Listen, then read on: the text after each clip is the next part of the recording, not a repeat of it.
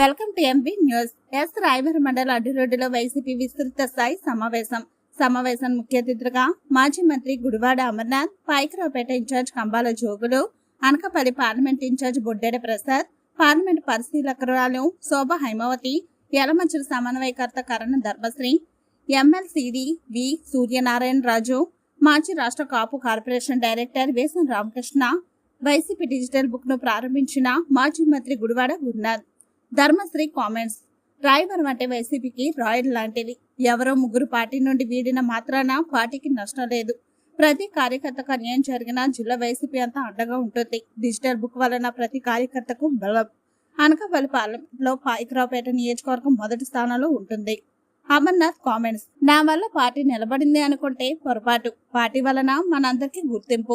YCP ఓటమికి అందరూ బాధ్యులు. జగన్మోహన్ రెడ్డిని జిల్లా రాష్ట్ర నాయకులను దూషించి వెళ్లితే వెళ్ళండి, అది మీ విజ్ఞతకే వదిలేశాం. అసెంబ్లీలో బాలకృష్ణ మాట్లాడిన మాటలు, మీరు మాట్లాడిన మాటలకు తేడా లేదు. పార్టీ మారితే గుర్తింపు ఏ స్థాయిలో ఉంటుందో గుర్తుంచుకోండి. జగన్మోహన్ రెడ్డి వైసీపీ పార్టీ స్థాపించినప్పటి నుండి జగన్మోహన్ రెడ్డి చూసుకుంటున్నారు. డిజిటల్ బుక్ లో మీ సంస్థలో అప్లోడ్ చేయండి. పార్టీ అధిష్టానం మీ సంస్థలను పరిష్కరిస్తోంది.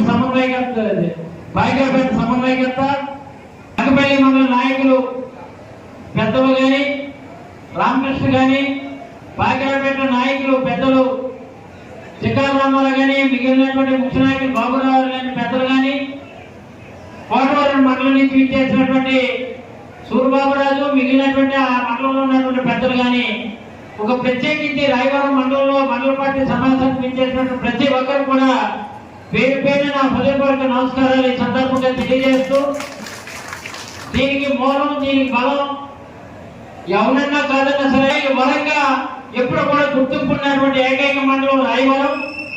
మరి ఆ రాయవరానికి మీరు ఒక్కరో ఇద్దరు వెనకాతల నుంచి ప్యాంట్ లాగేద్దాం చూసినా లేదు, మీకు అండగా ఉంటాం, పార్టీకి దొండగా ఉంటామని పెద్ద ఎత్తున 28 పంచాయతీల నుంచి వచ్చినటువంటి ముఖ్యమైన నాయకత్వానికి హ్యాట్స్ ఈ సందర్భంగా తెలియజేసుకుంటూ, 20 పంచాయతీలు మనం వైఎస్ఆర్సీపీ నుంచి గెలిచిన తర్వాత కేవలం ఎవరో ముగ్గురు బయటికి పోయిన 17 మంది సర్పంచులు ఉండడు కానీ లేదు అంటే ఇక్కడ ఉన్నటువంటి 16 ఎంపీటీసీలు గెలిచాక 8 ఎంపీటీసీలు వైఎస్ఆర్ పార్టీతో ఉంటాం, పార్టీ ఉంటేనే మేము ఉన్నామని కరుడు కట్టినటువంటి ఎంపీటీ సభ్యులు కానీ లేదు కరుడు కట్టినటువంటి నాయకత్వం కానీ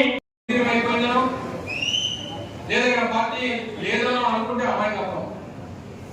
ప్రజల గుండెల్లో కార్యకర్తల గుండెల్లో వైఎస్ఆర్ కాంగ్రెస్ పార్టీ నాయకత్వాన్ని, జగన్మోహన్ రెడ్డి గారిని ఆశయాల్ని పక్కన నెట్టేటువంటి శక్తి ఏ ఒక్కరికి లేదు అనేటువంటి విషయాన్ని కూడా ఈ సందర్భంగా తెలియజేస్తూ ఉన్నాం. ఈరోజు అనేక సమస్యలు ఉన్నాయి స్థానికంగా. ఈరోజు పెద్ద ఎత్తున ఉద్యమాలు జరుగుతూ ఉన్నాయి. నక్కపల్లిలో ఇందాక సోదరిమని మాట్లాడుతూ చాలా విషయాలు చెప్పారు. ఇక్కడ ఉన్నటువంటి ఏ ఇష్యూ వచ్చినా, ఏ నిర్ణయం ఏ ప్రభుత్వంలో తీసుకున్నా, ఎప్పుడు ఏది జరిగినా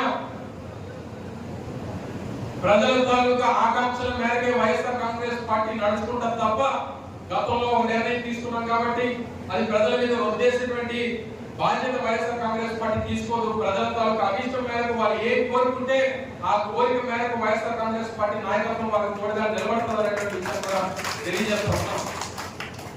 గతంలో వల్కండ్ పార్క్ వైఎస్ఆర్ కాంగ్రెస్ పార్టీ ప్రభుత్వంలో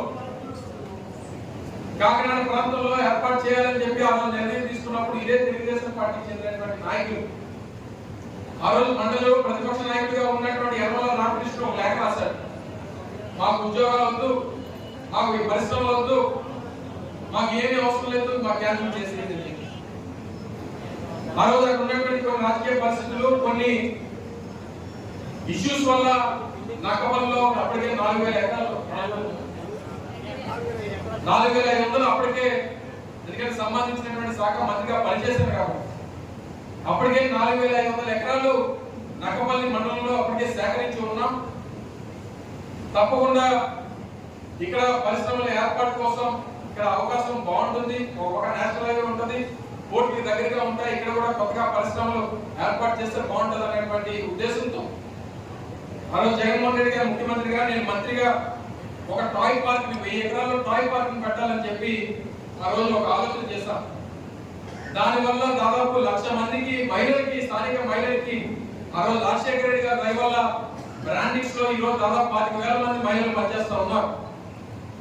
అటువంటి టాయ్ పార్క్ పెడితే ఇక్కడ స్థానికంగా ఉన్నటువంటి మహిళలకు ఉపాధి దొరుకుతుంది, ఇక్కడ ఉన్నటువంటి వారికి మేలు జరుగుతున్నటువంటి ఉద్దేశంతో ఒక ప్రపోజల్ తీసుకుని వచ్చాం. డిపిఆర్ తయారు చేశాం. వాళ్ళు ల్యాండ్ చూసుకోవడానికి వచ్చారు. కాలుష్యపరమైనటువంటి ఇబ్బందులు ఉండవు అనుకున్నాం, అన్ని అనుకున్నాం. ఈ రోజు దురదృష్టవశాత్తు ప్రభుత్వం కోల్పోయాం. ఈ రోజు వారు ఏ నిర్ణయం తీసుకున్నా, ఈ రోజు మొన్న అనేక సందర్భాల్లో ఈ స్థానిక శాసనసభ్యులు మాట్లాడారు. వారు మాట్లాడుతూ ఇప్పుడే సోదరుడు వీడియో చూపించాడు. ఎన్నికల ముందు మాట, ఎన్నికల తర్వాత మాట. ఎన్నికల ముందు మీరు ప్రజలకు ఏదైతే హామీ ఇచ్చారో, ఇచ్చినటువంటి హామీ కట్టుబడి ఉండాల్సినటువంటి బాధ్యత ఇప్పుడు ఉన్నటువంటి ప్రభుత్వం మీద ఉంది. ఆ హామీని నెరవేర్చేంత వరకు వారు వారికి విధానాన్ని, ఎన్నికల ముందు ఏదైతే ఏ విధానాన్ని చెప్పారో ఆ విధానాన్ని అమలుపరిచేంత వరకు వైఎస్ఆర్ కాంగ్రెస్ పార్టీ ఆ గ్రామాల్లో ఉన్నటువంటి ప్రజలకి అండగా నిలబడుతుంది అనేటువంటి విషయాన్ని కూడా తెలియజేస్తున్నాం. ఎందుకంటే ఉన్నాయి, మీ అవసరం కూడా మీరు కూడా రావాల్సినటువంటి అవసరం ఉంటుంది. మీ నాయకత్వాన్ని కూడా అక్కడ మీ తాలూకా ఉద్దేశాన్ని కూడా చెప్తే ప్రభుత్వం మీద ఒత్తిడి వస్తుంది అనేటువంటి విషయాన్ని కూడా రామకృష్ణ గారు ఆ రోజు సమావేశంలో ఉద్యోగులు గారికి చెప్పడం జరిగింది. ఆ రోజు జగన్మోహన్ రెడ్డి గారు కూడా చెప్పింది ఏంటంటే, ముందు స్థానిక నాయకులందరూ కూడా వెళ్ళండి, వారికి అండగా నిలబడండి, అవసరమైనప్పుడు నేను కూడా వస్తాననేటువంటి విషయాన్ని జగన్మోహన్ రెడ్డి గారు హామీ ఇవ్వడం జరిగింది.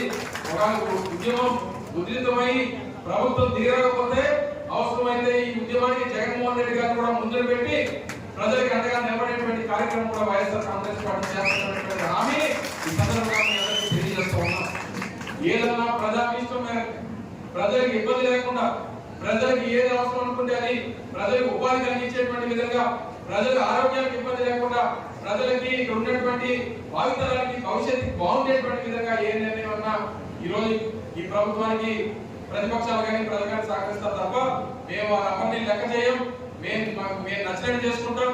మీరు ఎవరు అడ్డొచ్చినా సరే మాకు అధికారం ఉంది, మా దగ్గర పోలీసులు ఉన్నారు అనుకుంటే అవన్నీ కుదరవు. ఇటువంటి పోరాటాలు, ఇటువంటి ఉద్యమాలు అనేక సందర్భాల్లో పాయకరావుపేటలో ప్రజలు చేసినటువంటి ఆ తాలూకా చరిత్ర పాయకరావుపేటకు ఉంది.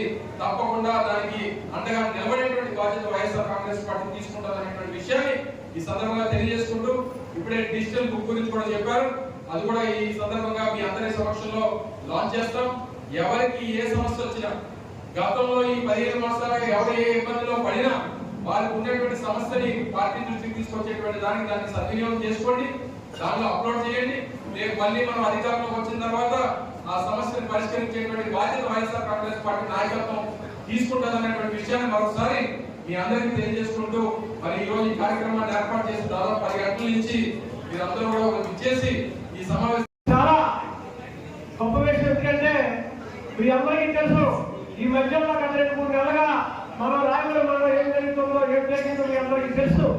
కాబట్టి ఇలాంటి పరిస్థితుల్లో మీరందరూ కూడా పార్టీకి అండగా, మాకు అండగా ఉండి మీరందరూ నడిపించిన మన ఎంపీడీసీ కానీ, సర్పంచులు కానీ అన్ని విధాలుగా తోడుకునేటువంటి కార్యకర్తలు ఉండి ఈ రోజు మనం మీటింగ్ పెట్టుకుంటామంటే పెద్దలు రావడం మనకు చాలా అదృష్టం. ఎందుకంటే వారు చాలా బిజీగా ఉన్నారు. మనం పెట్టుకునే టైము, వారికి మీటింగ్ పెట్టుకునే టైము కుదరకపోయినా సరే ఈరోజు తప్పనిసరిగా అనేక మీటింగ్లతో పెట్టుకుని రావడం జరిగింది. యాక్చువల్గా ఈరోజు వద్దన్నారు, కానీ మనకు కూడా టైం లేదు కాబట్టి మనం ఈ మీటింగ్ ముందుగా పెట్టుకోవాలి అనే ఆలోచనతో మరి పెద్దలు చెప్తే మేము లేట్ అయినా వస్తామని చెప్పడం జరిగింది. కొంచెం లేట్ అయినా వచ్చి రావడం జరిగింది. ఇప్పటికే ప్రసాద్ గారు మాట్లాడారు, పెద్దలు మాట్లాడతారు, మీ అందరికీ తెలుసు. మరి నా విషయం మొదటి నుంచి నేను సంవత్సరం నెలలైంది ఇక్కడ పోటీ చేసిన తర్వాత ఎప్పుడు కూడా నేను ఇక్కడే ఉంటున్నాను, మీకు అండగా ఉంటాను. ఈ ముఖ్యంగా ఈ నియోజకవర్గం కానీ రాయవరం మండలానికి నిత్యం ఎప్పుడే కష్ట సమస్యలు వచ్చినా సరే మీకు అండగా ఉంటానని కూడా మీకు